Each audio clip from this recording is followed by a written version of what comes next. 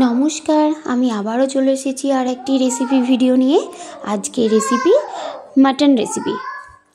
আজকে আমি মাটন রান্না করব, তো চলো তোমাদের সাথে শেয়ার করি।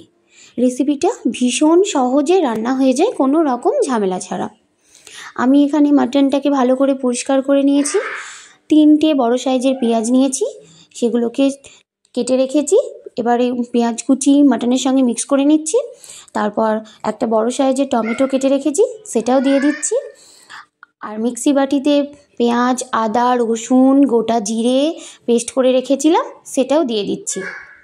এবার স্বাদ মতো নুন দিয়ে দিতে হবে।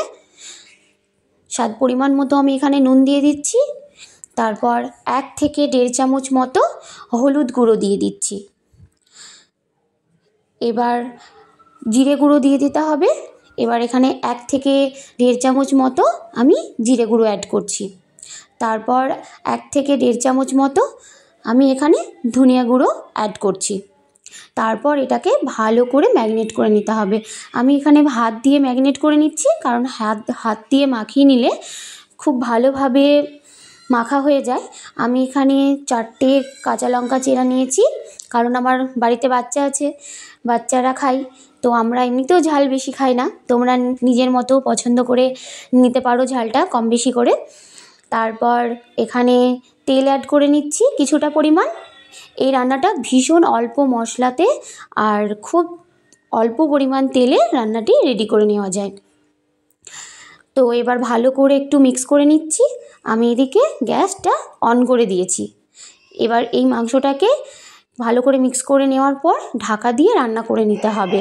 এটা যখন ঢাকা দিয়ে রান্না হবে তখন এটা থেকে জল বের হবে। এই জলেই ভালোভাবে মাংসটা কষা হয়ে যাবে। আমি এদিকে ভালোভাবে মাংসটাকে কষিয়ে নিয়েছি।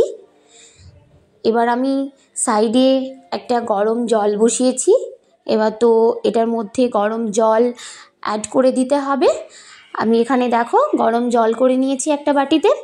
এবার আমি মাংসর মধ্যে গরম জলটা দিয়ে দেব। আমি এখানে আলু দিয়েছি, কারণ হচ্ছে আলুটা সেদ্ধ হয়ে গেছিলো, তো আমি আলুটাকে তুলে রেখেছি আলাদা করে। যখন জলটা ফুটিয়ে উঠবে তখন আমি আলুটাকে আবার দিয়ে দেব। তো আমি এখানে জল অ্যাড করে দিয়েছি পরিমাণ মতো, তোমাদের নিজেদের পছন্দ মতো জল অ্যাড করে দেবে। এবার এটাকে ঢাকা দিয়ে রান্না করতে হবে আস্তে আস্তে। আমি এখানে আবারও এটা ঢাকা দিয়ে কিছুক্ষণের জন্য রেখেছিলাম। তো দেখো আমি ঢাকনা তুলেছি, তো মাংসটি আমার সেদ্ধ হয়ে গেছে। আমি আরেকটু এটাকে ঢাকা দিয়ে আরেকটু রান্না করে নেব, তাহলে রান্নাটা কমপ্লিট হয়ে যাবে। এই রান্নাটি করতে করতে ঘরের কাজও কমপ্লিট হয়ে যায়, কোনো রকম ঝামেলা ছাড়াই। রান্নাটি খেতেও ভীষণ টেস্টি হয়। তোমরা চাইলে বাড়িতে একবার ট্রাই করতে পারো। আর রেসিপিটা যদি তোমাদের ভালো লাগে তাহলে লাইক, শেয়ার, কমেন্ট করতে ভুলো না।